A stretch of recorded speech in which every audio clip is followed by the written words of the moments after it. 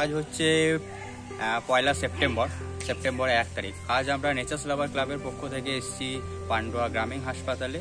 এখানে আমরা প্রতি বছরই বা বছরে 2-3 বার পান্ডুয়া হসপিটালের ডাকে আমরা এখানে পার্থেনিয়াম উচ্ছেদ প্রকল্প করে থাকি। এবং এই প্রকল্প আমরা শুধু পান্ডুয়া হসপিটাল নয়, আমরা পান্ডুয়া এলাকার নানা চত্বরে করে থাকি পার্থেনিয়াম উচ্ছেদ প্রকল্প। পার্থেনিয়াম গাছটি হচ্ছে আমাদের পরিবেশের পক্ষে খুবই ক্ষতিকারক, এটা আপনারা সবাই জানেন। আমাদের আগেও এর অনেক ভিডিও দেওয়া আছে পার্থেনিয়াম গাছটি কতটা ক্ষতিকারক আমাদের।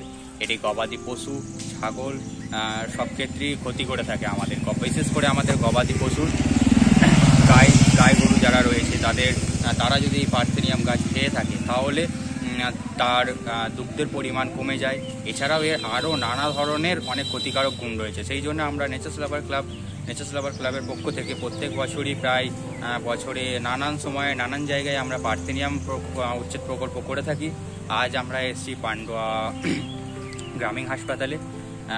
আপনারা দেখতেই পাচ্ছেন এখানে পার্থেনিয়াম উচ্ছেদ প্রকল্প হচ্ছে। প্রথমে আমরা পার্থেনিয়াম গাছগুলো কেটে নিই এবং তারপরে সেটা গোড়া পচা আমরা ওষুধ স্প্রে করে দিই। আপনারা সেটা ভিডিওতে দেখতেই পাবেন।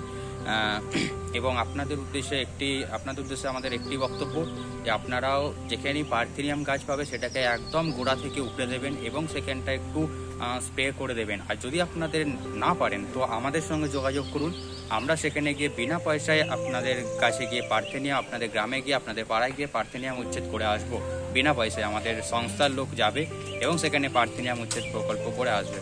আমরা এছাড়াও পার্থেনিয়াম উচ্ছেদ প্রকল্প ছাড়াও আমরা গাছ লাগানো, বিশেষ করে আমরা প্রত্যেক বছরই তাল গাছ রোপণ করে থাকি। আমাদের আগামী 3 তারিখ বা 4 তারিখে তাল গাছ রোপণের একটি প্রোগ্রাম রয়েছে। এছাড়াও আমরা আরও সমাজসেবামূলক কাজ করে থাকি।